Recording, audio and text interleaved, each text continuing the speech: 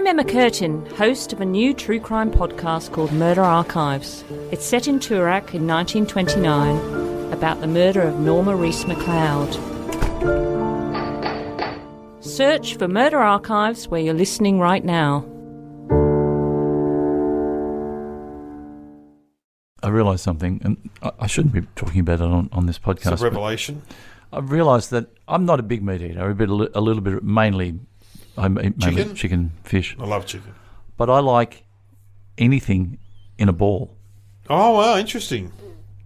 So are we talking about arancini balls? Arancini balls. I'm talking... Meatballs? Meatballs, lamb balls, fish balls. Yeah. What other sort of balls are they? Potato gems, are they balls? They're like a ball. Yeah, that's interesting. Anything in a ball is good. Is it because it's bite size? No, I reckon it might be. I mean, I love anything in a wrap. So anything in a pita bread. Anything it's all go. It's all good.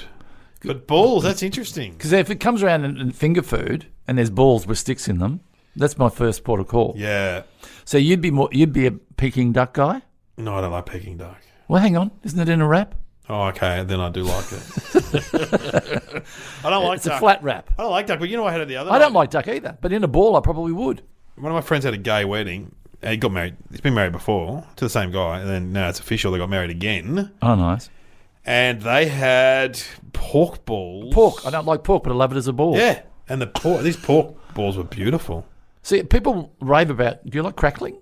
I love crackling. See, I don't like crackling. Wow, what's wrong with you? Maybe because I know that it's fat. Just it's pure fat. It's pure fat.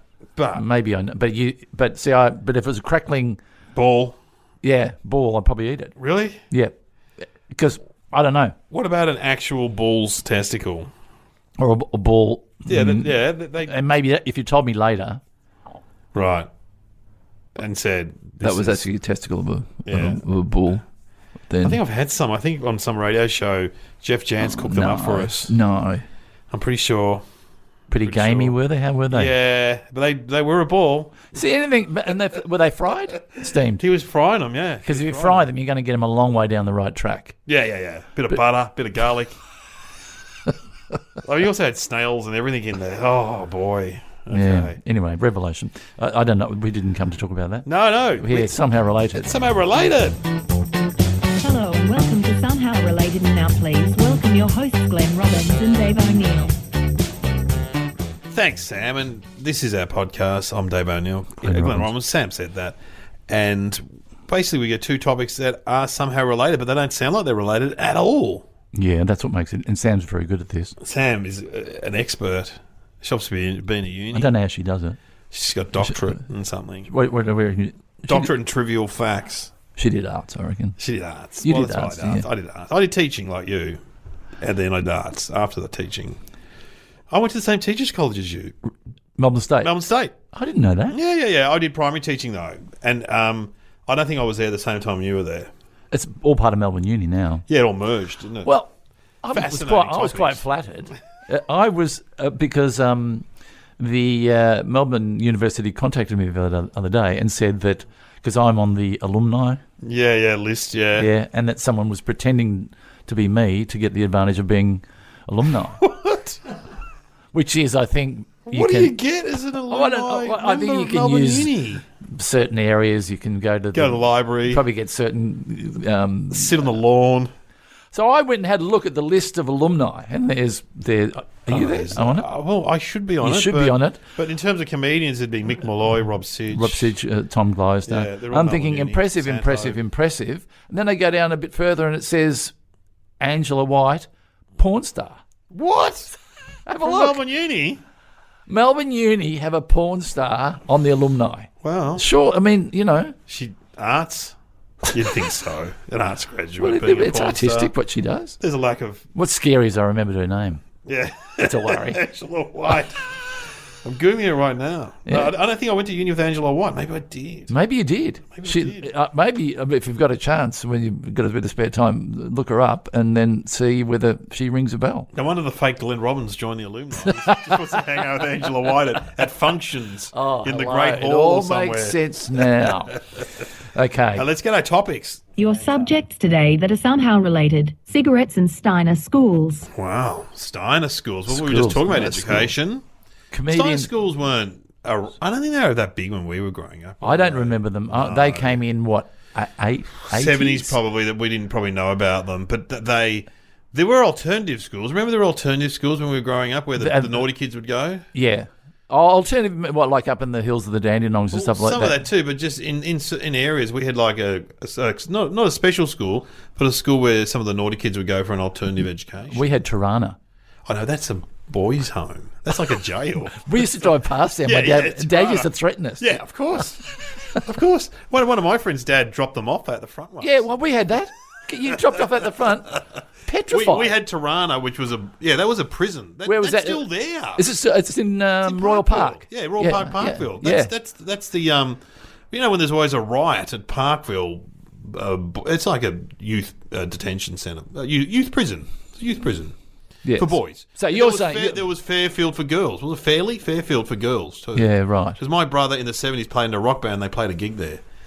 Said it was pretty scary because they were like schoolboys playing a gig at a women's prison. Could you imagine? So you're saying there's a notch down from that, or a couple of notches down from that. There is special. There's always been alternative schools, but hippie sort of schools, Right. And so Steiner certainly can be put in that category. But these days, there's a Steiner school not far from where we're sitting here, just down the road, which is around where I live in the inner north of Melbourne. And there's a Steiner school. Is it German? 1920s. Yeah, it's German. Rudolf Steiner. Rudolf was Steiner. a German educator and philosopher, and he came up with his ideas. Erring on the side of artistic. Yeah, play-based learning, sort of. And then, and I only know this because I've got friends that send their kids there, but a lot of, in mainstream schools these days, there are Steiner ideas, like multi-age learning. It's crossed over. So, like, at my kids' school, which is a state school, they have Prep 1 and 2 in together. Right. They have 3 and 4 in together. Right. And see, that's a Steiner. Steiner I think, was one of the first people to do that. He said, let's just not have separate classes for grade 1, grade 2. He put them all together, sort of thing. And then...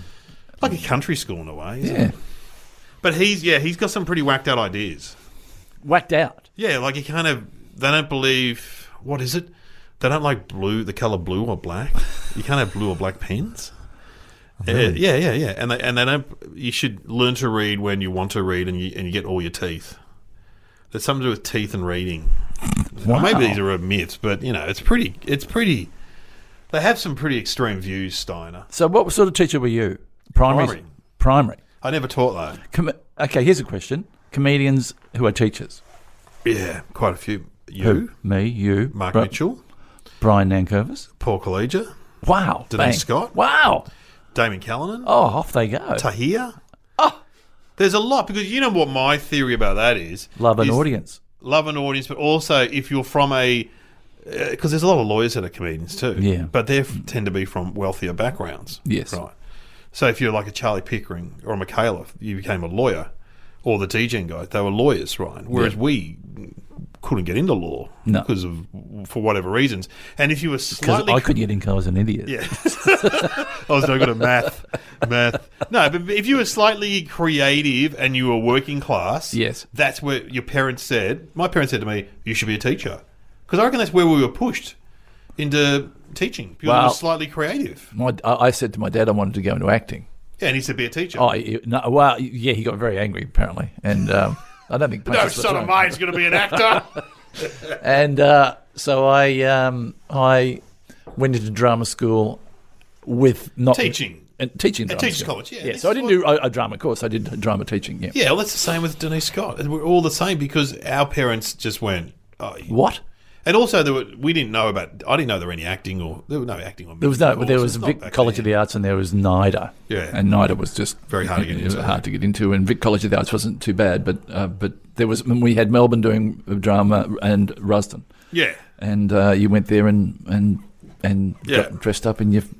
And we did drama at Melbourne State College, and there was a bank there, and it got robbed one day, and no one reacted because they just thought it was a drama exercise.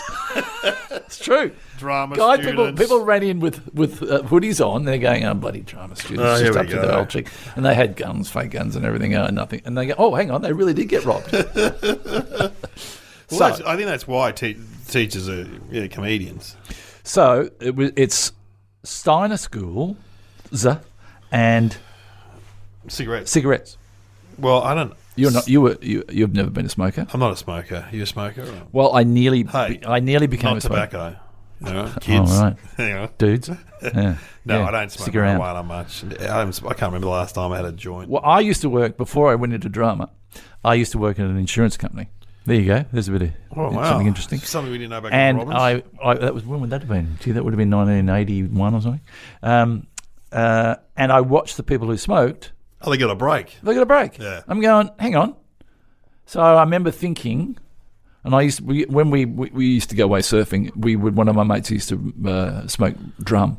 Yeah, rollies. Mate, rollies. And I learned how to roll. And oh, wow. And you were smoking?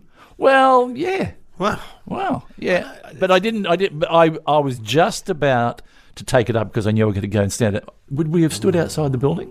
Yeah, of course. Yeah. Out the front. And then I got into drama school. So drama school saved me from a fate of lung cancer. Yeah, correct. Well, that's interesting because someone was saying to me the other day, I wonder if people now get breaks to go on their phones. Yeah. Because you know how people just... when I worked in office, I used to complain about it all the time. Why do they get breaks? I don't smoke. Yeah. Can I go out and have a can of Coke out the front? I was just in Bali actually, and you can smoke because now you can't smoke even out in a restaurant. No, that's at the table. You got to remove. Yeah, you got to go 10 meters away or something. Where over there they can smoke. They can't smoke inside, but they can smoke, and you really notice it. Oh, in Europe, they smoke. Oh, in France, yeah, they're smoking everywhere. In Italy, fagging on railway stations, wherever. Yeah, it's changing though slowly. So cigarettes, maybe. Yeah, I don't know. Steiner had some pretty whacked out ideas. Well, I tell you, my auntie did something with my two cousins. She said, if you want to smoke, you can, but you have to smoke when you're at home all the time. What? Now, this was their plan, is that if they smoked all the time, they would... Remember you go to those houses where the mum would just smoke inside? Remember that? You go in and they'd be puffing on inside. You're like, wow, what's going on here? Look at the walls would be all a bit sort of brown and the curtains every... Anyway, her plan was that they would get sick from smoking too much and then not smoke anymore. Yeah. And to this day, both of those guys still smoke. Yeah. So it didn't work. 2 packs a day. Yep. Oh, so smoking. Yeah. So how expensive are cigarettes though? Well, is there a black market now? There must be. There'd have to be. Bringing in from China or something because it's like $30 or $25 a pack. Put them on lay-by. Anthony Morgan, the great comedian, used to have a routine about how he was. They're trying to stop people smoking, obviously, and that's half the reasons. Yeah. They make them so expensive. He said eventually he's going to be the only smoker left, and the pack is going to be $1 million to buy a packet of cigarettes. That does hurt though when you go to the supermarket now and it's a special cupboard, no advertising. Well, Brad Oakes, the great comedian, has just given up smoking, and he said it saves him $200 a week. Wow. Yeah. So imagine if you're low socioeconomic, and you're a smoker. That's a big chunk of your budget. Anyway, I'll have some Winnie Blues, thanks. Okay, so Steiner School smoking. I'm moving towards something that I think I'm getting a little vibe here. I've got an idea. Do we reveal what we're? Let's have some thinking. Well, no, go and float it for me, or should we have the thinking? I'm gonna say it's something along the lines of, because I remember in year 12, I think we had a smoking room. Oh yes, we did too. It was only in year 12. It's like when you go to an airport now, they have smoking rooms. Oh, do they? Yeah, in Changi Airport, there's a smoking room. But also, why don't we get a room at Changi Airport? Crown Casino, there's a smoking room. Is there? Yeah, because I went to the Logies once. I've been to the Logies once. I know you're a regular visitor there. No. I went once when I was on an ABC show, and someone said, you got to come to the smoking room And it didn't let me down. It was great. I walked in there, Molly Meldrum's there, smoking. All those chefs, Manu, all of them are there, puffing on. And it's just, the conversations were great. I don't want to leave the smoking room. I did a golf charity day one day. And Can you smoke on the golf? No, you can't. But Humphrey B. Bear this is a good story. Stick with me. Humphrey B. Bear was there. I'm in. And he went into the toilets, and I walked into the toilets shortly afterwards, and there's Humphrey B., top off, pants still on. With a fag in going, I won't say he said, it's fucking hot out there, isn't it? Puffing away. I said, Humph. Give me a gasper. It's hot, mate. I'm losing the image of Humph, he's fagging on. Bear. Let's have some thinking music, Sam. I think surely we've got some. I'll lock it down a bit. Some Marlboro words.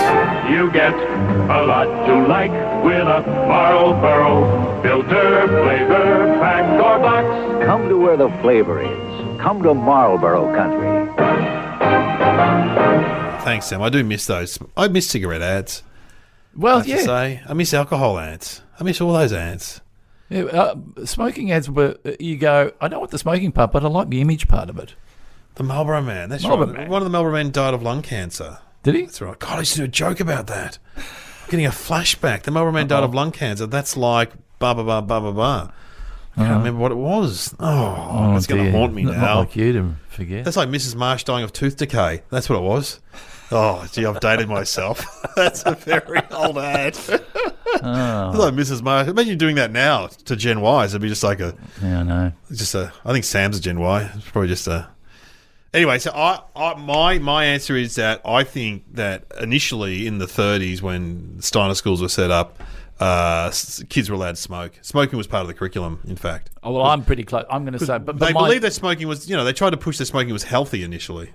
Well, I'm going to say... I'm going to go a bit further in time and say I think they introduced it as a deterrent. So you could smoke and then, like my auntie did, to show them... That it was bad? That it was bad. Oh, my God. Well, okay, let's find out the answer. The first Steiner school was opened for children of the Waldorf Astoria Cigarette Company in Stuttgart, Germany, to serve the children of employees of the factory. The school was the first comprehensive school in Germany serving the children from all social classes, genders, abilities and interests. Wow. So I'm a little confused. Can you explain? Tobacco money funded the first Steiner school. So they, I believe what Sam is telling us is that the factory workers had a school built next to their factory for their kids, and it was a Steiner school. And that was the first ever Steiner school, apparently. So smoking can be good. Yeah, for education. For education. Well, there's something. So all those hippies and stuff that send the kids to Steiner school, just remember, tobacco money built your schools, all right? Wow. Without people puffing away... No Steiner. No Steiner in Australia. No Steiner, mate. Wouldn't have come here. And no artistic, fulfillment for the kids out there. When you see a kid dancing in a woolen jumper at the front of some outdoor concert, that wouldn't happen anymore. So if you're a Steiner student and you see someone smoking, just go up to them and go, thank you. Thank you. Thank you. I'm an unemployed performance artist, but I thank you for giving me that opportunity in life. I'm sure Steiner's turned out some very successful business people, I'm sure. Sure. Some of them are lovely, the Steiner graduates. We're backtracking now.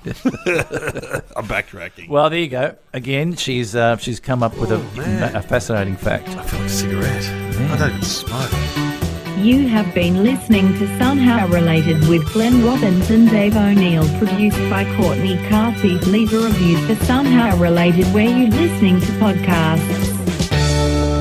Sam, because we want to present both sides, tell us some successful people who went to Steiner schools. Sandra Bullock, Jennifer Aniston, Justin Theroux and Anna Paquin all went to Steiner schools. Wow. So they've turned out a lot of actors. I love Justin Theroux. He was in Leftovers. You see Leftovers? And him and Jennifer Aniston, they're married. Oh, they're a Steiner couple. And this is even more scary. What? In Kath and Kim, they put a wig on me and they said that I looked like Kel was related to Jennifer Aniston. Oh, you've got a similar chin. Yeah. It all comes back. Wow. That's probably Sam was thinking that when she came up with the topic. God. Sandra Bullock's is surprising. She didn't, yeah. You reckon? Anna Paquin's not. I can see her going to a Steiner school. And that, I don't know who that is. You know, from the piano, the little girl on the piano. Oh, look on the piano. And who now then was in True Blood. She was the main girl in True Blood. What's she doing now? She's in True Blood. Oh, she's doing She's the main lead. Oh, yeah, she's Hollywood, man. She's Hollywood. And she married the guy from True Blood, the vampire. Well, there you go. Thank you, Smoking. Thank you, Smoking. Thank you, Sam. All those romantic comedies starring Jennifer Aniston. And Sandra Bullock, too.